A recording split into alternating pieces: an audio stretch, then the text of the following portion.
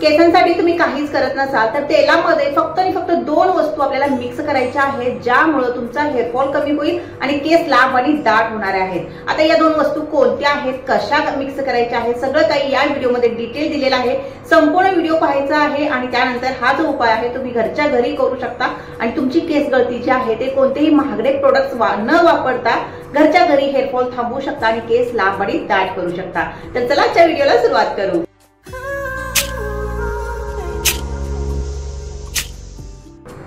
Namaste my to family, कशा तुम्ही सर्वजण। सोलापुरीताई या युट्यूब चॅनलवरती तुम्हा सर्वांचं मनापासून खूप खूप स्वागत आहे। आशा करते तुम्ही सर्वजण खूप मस्त आणि खूप मजेत असाल। बघा, हा जो उपाय आहे फक्त आणि फक्त या उपायासाठी आपल्याला 3 इन्ग्रेडियंट्स लागणारे आहेत, म्हणजे ती 3 वस्तू लागणारी आहेत। या 3 वस्तू कोणत्या आहेत, काय कशा वापरायच्या आहेत, सगळं काही डिटेल सांगणार आहे। पण बघा ताईंनो, घरच्या घरी जो आपण उपाय करतो, कोणतेही घरगुती उपाय जे आपण करतो ते जास्त इफेक्टिव्ह असतात बाहेरच्या तेलांपेक्षा, किंवा बाहेरच्या ज्या पण वस्तू आपण वापरतो त्या खूप जास्त महागड्या असतात आणि रिझल्ट मिळेल न मिळेल याची काही गॅरंटी नसते।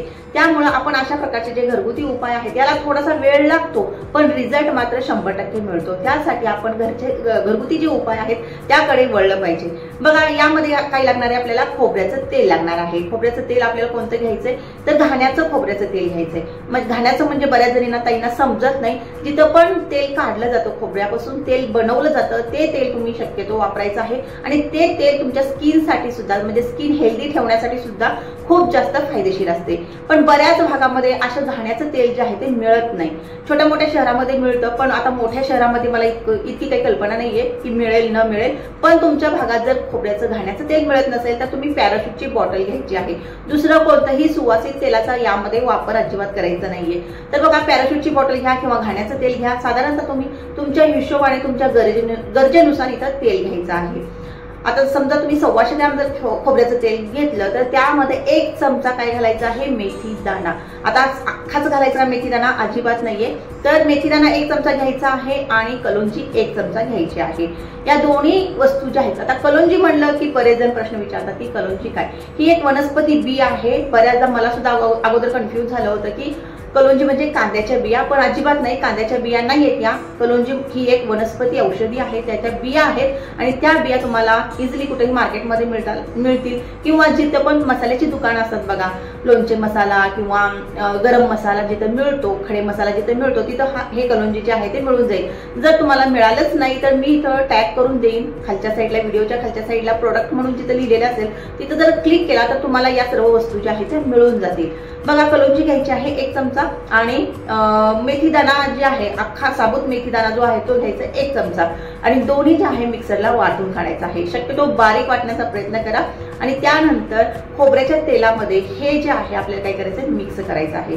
खोबऱ्याच्या तेलामध्ये मिक्स करून लगेच लावायचं का नाही, साधारणतः तुम्ही 1 ते 2 दिवस याला उन्हामध्ये ठेवा किंवा हलकसं गरम सुद्धा याला करू शकता तुमच्या सोयीप्रमाणे। जर तुम्हाला उन्हामध्ये शक्य असेल ठेवणं तर उन्हामध्ये ठेवा काचेच्या बॉटलमध्ये, आणि जर शक्य नसेल तुम्हाला हे उन्हामध्ये ठेवणं, इतका वेळ देणं शक्य नसेल तर तुम्ही काय करू शकता, हलकसं याला डबल बॉईल मेथडनी म्हणा किंवा गॅसवरती थोडंसं गरम करून घ्या आणि दुसऱ्या दिवशी हे तेल जे आहे ते केसांना गाळून व्यवस्थित भांगोभांग लावा।